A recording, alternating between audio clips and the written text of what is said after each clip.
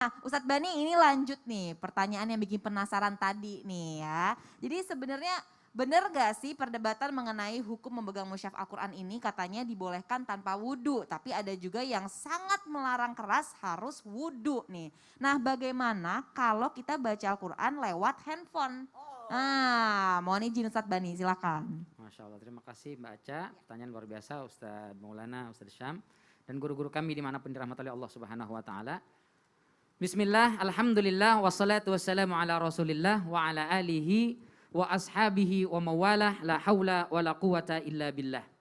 Para pemirsa Islam itu indah dimanapun berada, landasannya adalah firman Allah Subhanahu Wa Ta'ala di dalam surat Al-Waqi'ah ayat 79.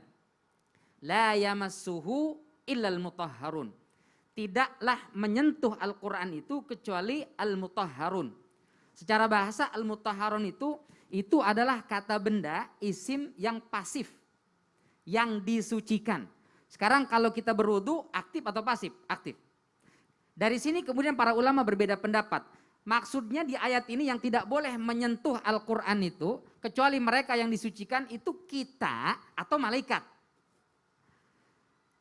Ibnu Hazm Al-Zahiri mengatakan yang dimaksud ayat ini itu adalah para malaikat. Ya. Jadi di Lauhil Mahfuz tidak ada yang bisa menyentuh Al-Quran kecuali mereka yang telah disucikan oleh Allah Subhanahu Wa Taala. Adapun kita dalam kondisi tidak berwudu pun kata Ibnu Hazm mazhabnya Al-Zahiri mengatakan boleh silahkan membaca Al-Quran dengan menyentuh mushaf tanpa berwudu. Ini pendapat siapa? Ibnu Hazm Al-Zahiri diikuti oleh Abu Daud Al-Zahiri dan sebagian ulama. Tapi menurut mayoritas ahli tafsir bahwa ayat ini berlaku untuk para malaikat dan juga manusia. Di Lauhil Mahfuz tidak ada satupun malaikat yang boleh dan bisa menyentuh Al-Quran kecuali yang telah disucikan oleh Allah Subhanahu Wa Taala. Malaikat saja tidak boleh menyentuh Al-Quran kecuali dalam kondisi suci. Apalagi kita malaikat, bukan. Kita tidak sesuci malaikat. Maka kalau kita mau menyentuh Al-Quran, hendaklah mensucikan diri dengan berwudu. Ini pendapat yang kemudian dipilih oleh mayoritas mazhab ulama kita dari Abu Hanifah, kemudian Imam Malik, kemudian Imam Syafi'i dan juga Imam Ahmad bin Hambal berpendapat bahwa sebaiknya seorang muslim itu tidak boleh menyentuh Al-Quran kecuali dalam kondisi berwudu, baik dari hadas kecil ataupun hadas besar. Nah ini nampaknya pendapat yang paling afdal. Ustadz, lalu bagaimana kalau kita baca Al-Qurannya lewat handphone? Masya Allah. Di satu sisi ini menunjukkan semangat yang begitu luar biasa. Tidak mau tertinggal dari Al-Quran. Apapun kondisinya. Ya udah Ustadz, kalau saya tidak bisa menyentuh mushaf, gimana kalau handphone? Kata para ulama, handphone yang ada aplikasi Al-Qurannya di sana tidak dihukumi sebagai mushaf. Sehingga kalau baca Al-Quran melalui handphone, meski dalam kondisi tidak berwudu, boleh. Tapi dengan catatan, kalau dia berwudu itu afdal.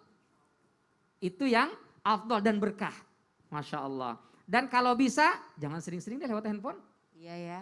Lebih sering lewat mushaf aja langsung, itu lebih berkah, lebih afdal. Tapi Ustadz saya perempuan, kebetulan lagi haid, tapi pengen banget baca Quran, mengkhatamkan Al-Quran. Nanggung banget ini ya. Udah sampai juz kesekian, datang tamu. Nongol. Waduh, kan kalau libur susah lagi mulainya. Maka boleh silakan pakai handphone baca Al-Quran. Insya Allah itu akan menjadikan Ramadan kita semakin berkah. Karena Allah mengatakan Ramadan ini syahrun unzila fihil Quran, bulan di mana diturunkannya Al-Quran. Maka interaksi kita terhadap Al-Quran di bulan ini harus lebih intens dibandingkan bulan-bulan yang lain. Bahkan Imam Malik kalau sudah masuk bulan suci Ramadan, kitab Al-Muwatta'nya ditutup. Dia habiskan waktunya semuanya untuk membaca Al-Quran. Imam Syafi'i itu kalau masuk bulan suci Ramadan, siang hari khatam, malam hari khatam. 30 hari, 60 kali khatam Al-Quran. Maka mudah-mudahan kita ini dimudahkan dan selalu dibantu oleh Allah Subhanahu Wa Taala untuk bisa istiqomah, untuk terus sayang dan cinta terhadap Al-Quran. Jangan sampai kita bosan baca Al-Quran. Jangan-jangan Al-Quran yang bosan sama kita. Nauzubillah. Wallahu a'lam bishawab. Masya Allah, makasih banyak Ustadz Bani. Ini benar-benar tamparan ya buat kita semua bahwa jangan sampai Al-Quran cuma dipajang doang ya Ustadz ya di rumah ya. Lagi-lagi sebaiknya berwudu ya jamaah. Ya.